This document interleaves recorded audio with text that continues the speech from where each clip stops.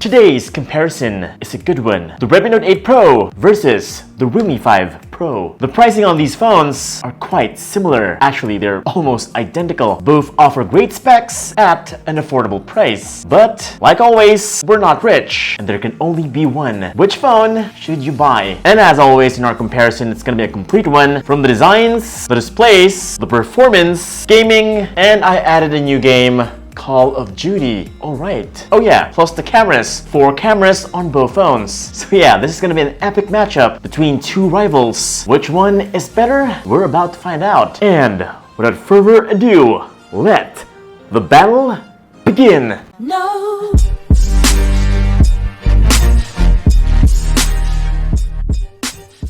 Alright, here we go. Starting off with the design. The Redmi Note 8 Pro is simple, minimalistic, just a camera and some few text. It feels premium and it looks very expensive. Well, it's all thanks to that Gorilla Glass back. It is scratch resistant. Whoops. Oh crap. Yes, it is.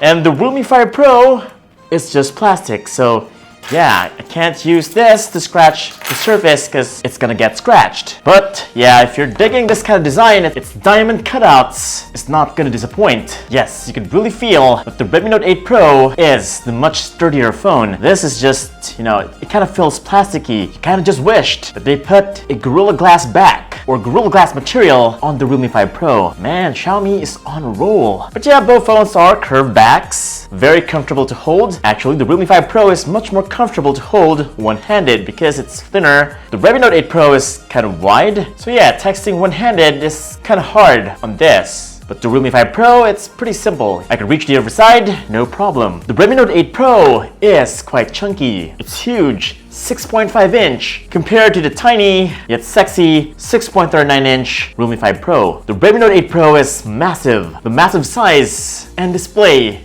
is great for gaming. Plus, that curved back makes things super comfortable when playing Mobile Legends or PUBG. And yes, Call of Duty, which I will discuss later. Now coming to the displays, still, the Redmi Note 8 Pro is the better phone. It has a bigger screen, Gorilla Glass 5, it's brighter, and even has HDR support. So yeah, the Realme 5 Pro only has Gorilla Glass 3 Plus, which is obviously not as good as the 8 Pro. And yes, it's also smaller, but in terms of resolution and type of display, they're pretty much the same. That is 1080p IPS LCD displays. Both have water drop notches, as you can see, although the 8 Pro's bezels are a little bit thinner. Yes, the bezels on the 8 Pro is a lot slimmer, so man, the 8 Pro is killing it right now. Bigger, brighter, and more durable. Yes, I'm so sorry, Realme 5 Pro, but the display definitely goes to the Redmi Note 8 Pro. Now both these guys are powerful mid-range phones. The Realme 5 Pro, Snapdragon 712 processor. Redmi Note 8 Pro, MediaTek Helio G90T processor. 8 gigs of RAM,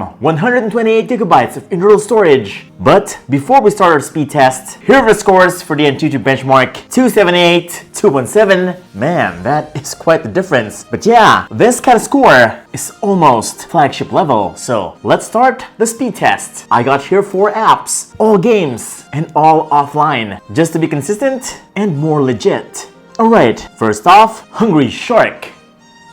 Boom. Man, that press is just too quick. Next up is Subway Surfer. Whoa. Now that is blazing fast. The difference was like 4 or 5 seconds, which is incredible, especially in gaming. Now what about Temple Run 2? Again, the press. It's pretty much instant. Okay, they're pretty much the same here, I guess. Just a tiny bit, half a second. But yeah, this is still faster. And we're down to the last app, Plants vs. Zombies. Okay. This is the heaviest offline app I could think of. And it's done. 4, 5, 6 seconds. As you can see, my friends, there's a marginal difference in the performance right here. The Redmi Note 8 Pro is just dominating right now. Design, display, gaming, holy crap. And the price, so close. I'm not even sure if this is a fair fight. But when it comes to gaming, the Redmi Note 8 Pro offers the best gaming experience because of that bigger display. And it is much faster. But for low-end graphics games such as Mobile Legends, you would hardly see the difference between the two. But for games that offer high-quality graphics such as PUBG or Call of Duty, you will not go wrong with the Redmi Note 8 Pro. By default, the Redmi Note 8 Pro can go way up to HD graphics and ultra frame rates, while the Realme 5 Pro can just go to HD graphics and high frame rates, so it's not as fast as the 8 Pro. But here's the thing. I bumped up the graphics up until HDR and extreme frame rates. The Realme 5 Pro was doing okay, just not as fast as the 8 Pro, but the thing is, the Redmi Note 8 Pro was quick to heat up. So that is certainly a big issue with MediaTek. It just easily heats up.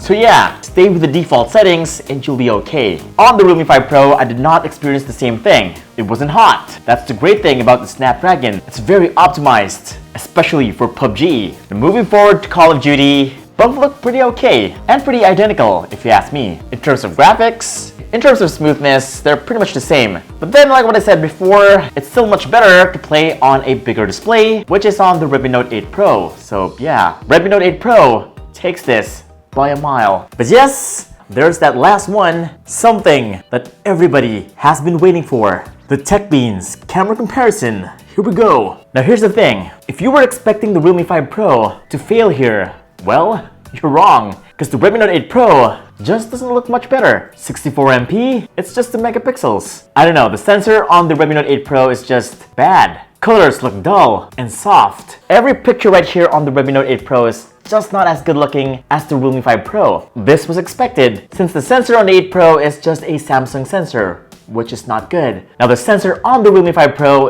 is a Sony IMX586 sensor, so it's a flagship 48 megapixel camera. And yeah, it is showing right here that the Sony is indeed the much better sensor. So yeah, beware of that marketing scam. 64MP, it's not real. It doesn't mean you'll get the best pictures on Earth. The Realme 5 Pro pictures is just much better looking, much more lively, sharper, and has better dynamic range. And even in low light, the Realme 5 Pro is just miles ahead of the Redmi Note 8 Pro in terms of image quality. Man, I know, it's kind of disappointing. That's the only bad thing on the Redmi Note 8 Pro. I just wish they put a Sony sensor in this. But yeah, it's already out. That is pretty much the biggest cons I see on the Redmi Note 8 Pro, so bummer. And that's pretty much it for the comparison. Here are the prices. As you can see, the prices are pretty much almost identical to each other. But for me, overall, the Redmi Note 8 Pro is just an awesome phone. Great specs. This is truly